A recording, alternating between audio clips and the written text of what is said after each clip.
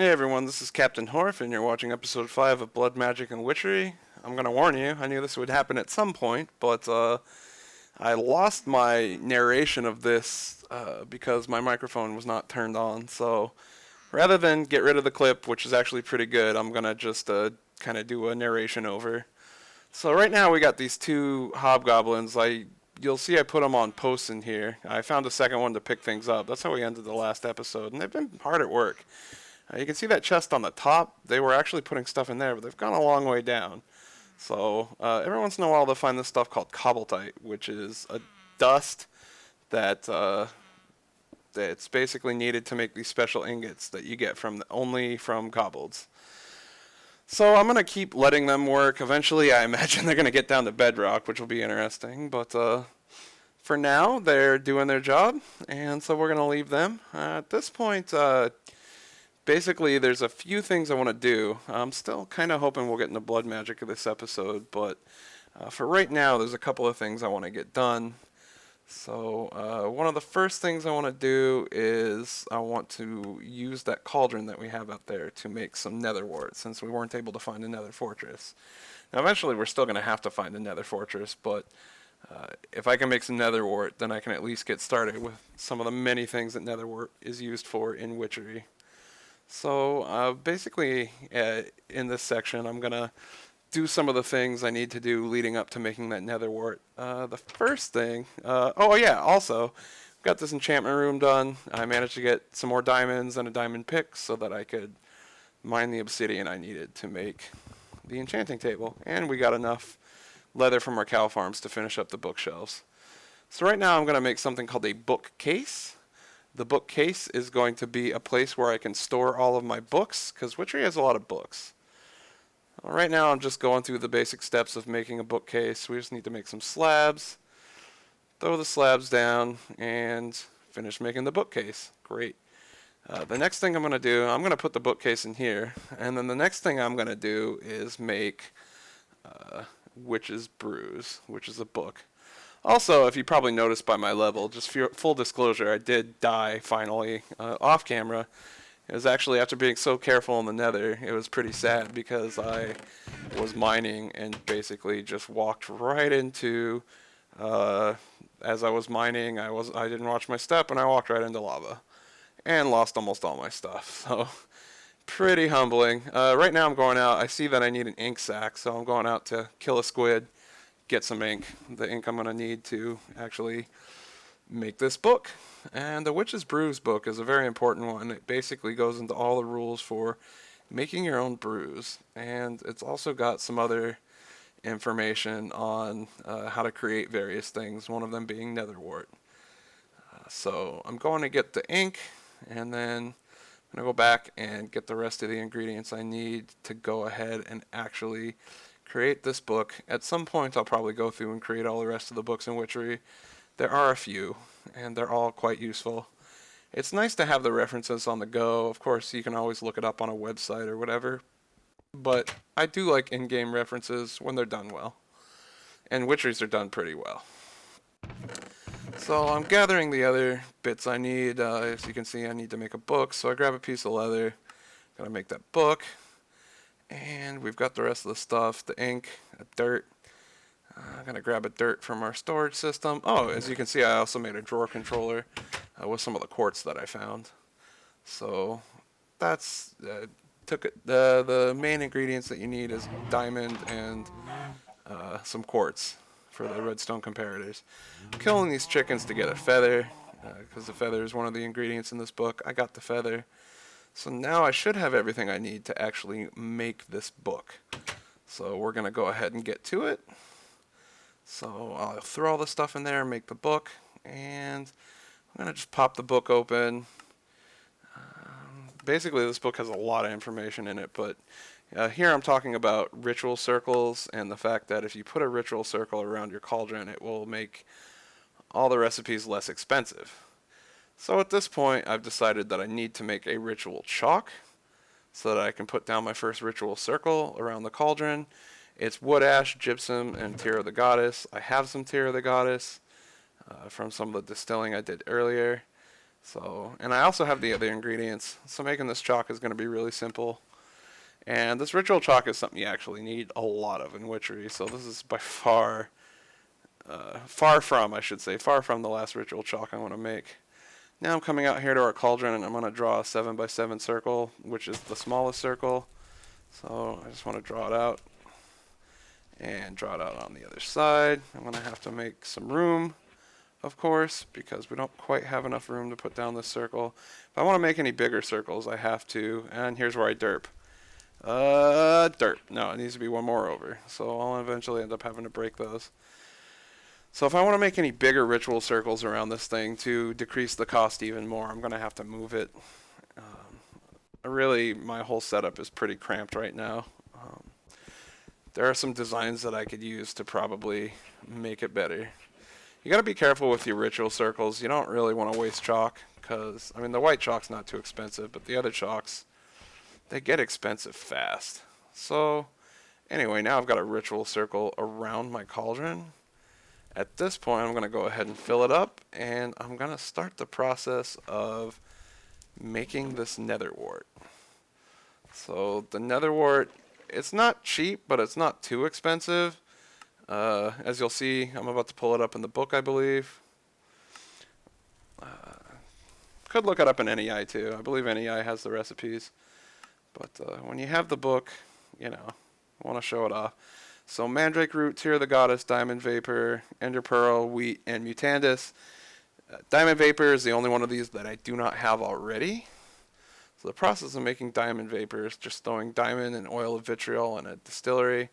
I have plenty of oil of vitriol. It's a byproduct of some of the other distillations I've done. So we're just going to grab a diamond. And I'm just showing that I have a diamond pickaxe. That's how I got that obsidian for that altar. We're also going to grab some oil of vitriol. Perfect. So what I'm going to do is go down here to the distillery and toss these in and let that cook while I get the other ingredients I need to make this nether wart. So now I'm heading back. I need to get, let's see, Mandrake Root, Tear of the Goddess, Ender Pearl. I can remember that. So first I want to get a Mandrake Root since I think I'm out. And actually I have a heck of a time with this little guy. I'm not going to be farming these manually forever. There's got to be a better way. And I have an idea. Actually, it's more than an idea. I've tested it out, so I know it works. But it might be a little while till I get to that. In the meantime, I'm just planting seeds here, physically and metaphorically. In the meantime, we're going to get back to doing this. So I'm going to go in here and grab my Tear of the Goddess. And then I'm going to grab my Ender Pearl. I only have one. Grab the wheat and grab the Mutandis. Where is that pesky Mutandis? Mutandis, Mutandis, where are you at? Alright. Wheat, Ender Pearl, Tear of the Goddess, Mandrake Root, and of course we need our Diamond Vapor. So by now the Diamond Vapor should be done, but I'm just going to hop into the bed for a minute, sleep it off. And now we got everything else we need. I'm double checking. And I'm probably going to end up triple and quadruple checking because that's how I am with expensive recipes. Also, you'll note that it gives you the altar power cost. This one is about $12.50 altogether, most of that being the Ender Pearl. So now I'm going to go grab my Diamond Vapor. And we got a Odor of Purity, came with it as well. Now I'm going to throw in Mandrake Root, but first I double check again. And then here's the magic moment. Mandrake Root, throw it in. Tear of the Goddess, Diamond Vapor, Ender Pearl, Wheat, Mutandis. Let it boil and bubble, toil and trouble, and we get our nether wart. Bing! Now at this point, I'm going to go... I also got slowness 1 for about 55 seconds, so that's always fun. So now I'm going to basically plant this in the ground. To do that, I'm going to need some soul sand. Of course, I derp, and I think dirt is soul sand for a second. I don't know what I was thinking there. But, you know, everybody makes mistakes. I derp as much as anyone else, and probably more. So let's just carve out a little section up here to put our nether wart. That slowness is such a pain. This is when I look at my dirt and go, oh gosh, I've gotten the wrong stuff. I need to go back and get nether wart. Or not nether wart, soul sand for the nether wart. So back in here we go. Put the dirt away. Get you some soul sand. We're keeping it in this chest that we use for blocks. Oh, I think the slowness debuff finally wore off. And then let's put down the soul sand. Hooray! And drop down that nether wart. Now when I come back later, I should be able to expand that out and grow the darn thing. Hey, so we're moving on to our next order of business. I was mining down here actually a while ago, and I heard something interesting. Hear that? The sound of a lot of zombies. I usually know what that means. And it didn't take me long to investigate to find this. Mossy cobble. You know what that means. If you don't, I'll let you know what it means. It means there is a dungeon near here, which is just a big box with a monster spawner in it. I could really use a monster spawner, and I think that's the opening of the box. Perfect. I think this is the entrance. We're about to find out. Yep, there it is. There's a dungeon right there. So I am going to try to get in there and deal with the spawner and put it to my own use, my own devices. So we definitely want to torch this off.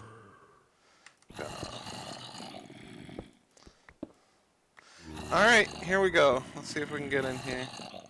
There's the spawner. There is a lot of zombies in there.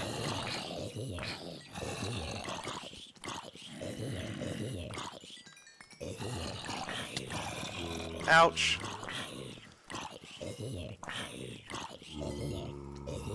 So, now that we've dealt with these zombies real quick, we're going to try to light it up in here a bit. And now I'm going to try to get the rest of the way in. Cool. And then what we want to do is we want to kind of just disable this spawner by... I'll throw some light over here as well.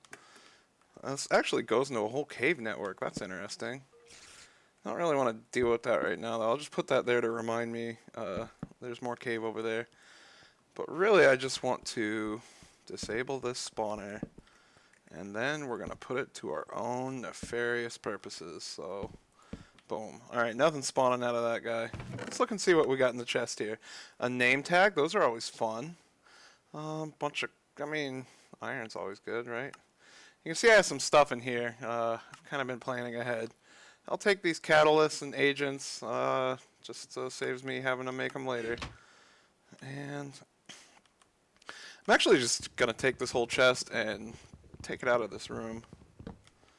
Simply because I want to get it out of the way so we can start to get this ready for our own designs. So I'll put that here. Just throw some of the stuff in here. We'll throw the water buckets in here now. You'll see what those are for soon enough.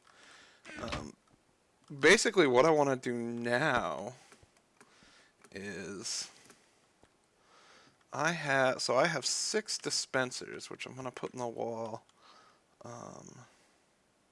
right here.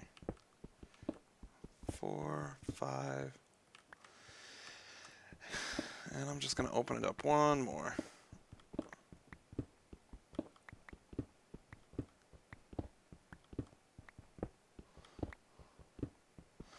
Six.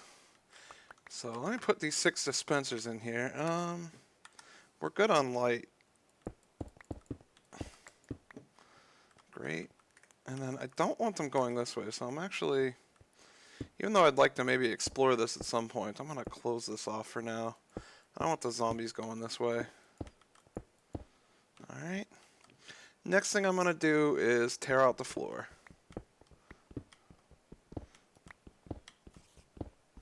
And collect some of this mossy cobble because it's actually a bit rare. So, what I'm trying to do here is...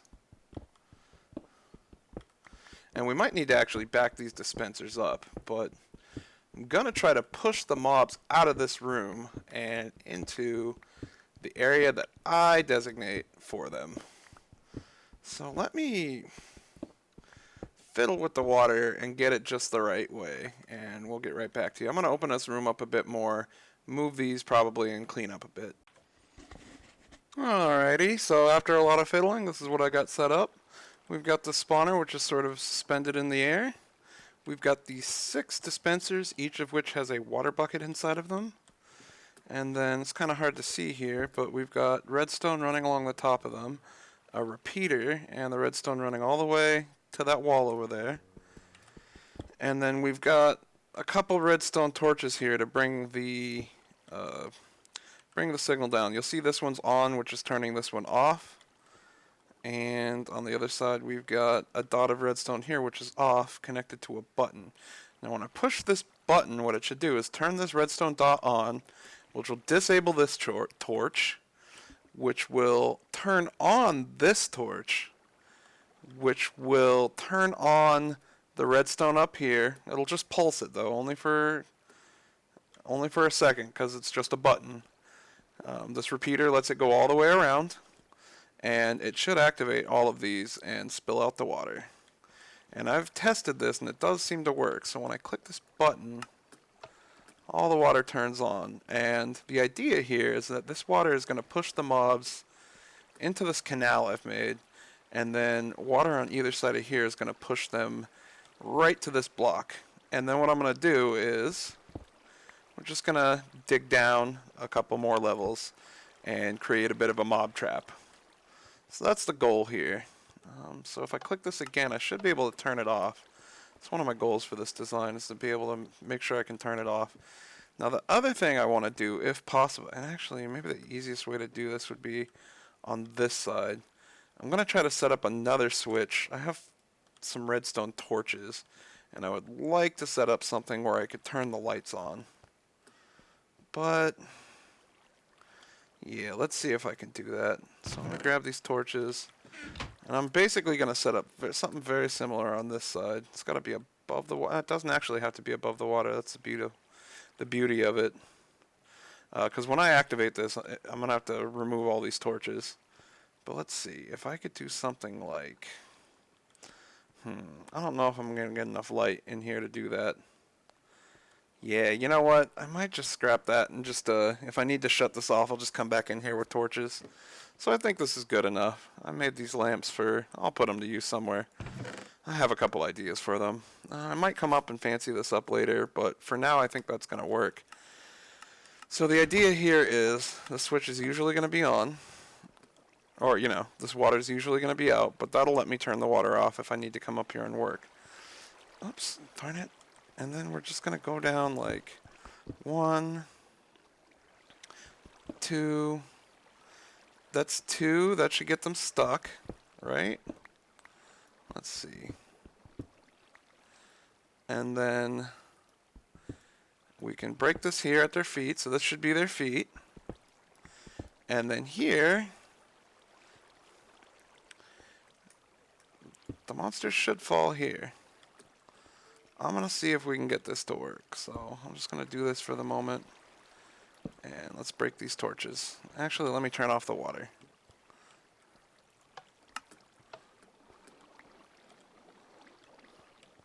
So we'll break this torch. Break this torch. Break these torches. The zombies are going to start spawning soon. In fact, they've already started. And look at them. Look at a trap zombie. Alright, so already this is a flesh and XP farm. Great. And we can just seal this up. Maybe that'll keep them from trying to jump around so much. And then we need to get rid of this. That's an issue. And then, great, let's just close this guy up a bit. I can't close it up there. We gotta close it up like here. Alright. Darn it, am I really out of cobblestone? Yeah, I didn't think so. Alright, so we should have a closed system here that's an XP, essentially it's an XP farm. So, all the mobs should fall down here. And we can just easily kill them with no danger to ourselves. Ow! Okay, well, minimal danger to ourselves. And we can just keep killing mobs, getting XP. All the mobs should get pushed down here. That's one thing I should maybe put some glass here so I can confirm that. Yeah, that sounds like a good idea. It should be pushing all the mobs down. I don't think there's a chance for them to get stuck.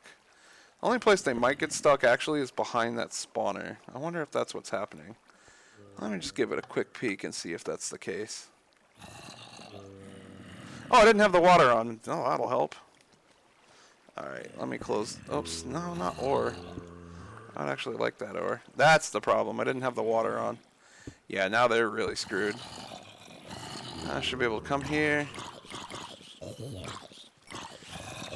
No, it's not a fall that does a lot of damage to them, right?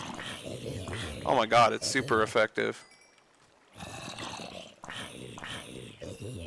Nice, nice, nice. Okay, well there we go. But, you know, I didn't go through all this trouble just to make a mob spawner, right? Or an XP farm.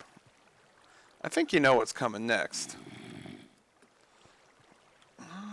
Let's see. Are you guys stuck? Are you guys not stuck? What's the story? I'm gonna break this and probably regret it. Yep. Yeah. What the? Well, that was shitty. Alright, well I'm gonna go back down there, clean this up, close it up, and then we're gonna move on to the next part of this design. But rip XP. There'll be more where that came from because I got an XP farm now. So it turns out that small zombies are a slight flaw in the design of this thing, but that's no matter because I'm coming down here with a blood altar and a sacrificial knife. Now, if you don't know how to make the blood altar, I'll show you really quick. Just gold, diamond, furnace, and some smooth stone. Sacrificial knife's even easier to make. It's really not that expensive. But we're going to get started with blood magic now. I'm actually quite excited about this. So what I'm going to do is basically we're going to use... Let me get... Oh, man. I don't have my proper weapon set up. Well, that's an issue. Anyway, let's break this and throw down the blood altar in its place. And then I'm going to have to hurt myself a little bit. This is actually a slight bit dangerous. I probably should... and I'm going to have to make another sword to upgrade this thing. But I'm basically going to stay down here and... Let's do a little self-sac... Okay, God. I almost just killed myself with blood magic. You know what? I'm a little ill-prepared. I'm gonna need to go back and get... I shouldn't have used the dagger. Shouldn't have used the sword. I should have used the pick. So I kind of screwed up a bit. I'm gonna come back down here with food and another iron sword. And we're gonna get into this properly. But the idea here is... Once I get past the self-sacrifice stage and get...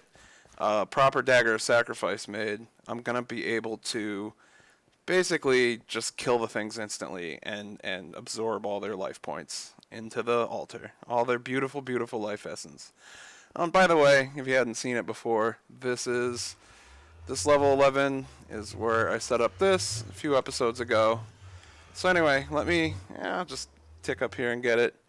I need food because otherwise I'm gonna be taking a lot of damage and no way to regenerate it. And until I get the dagger sacrifice made, this is going to be quite dangerous indeed.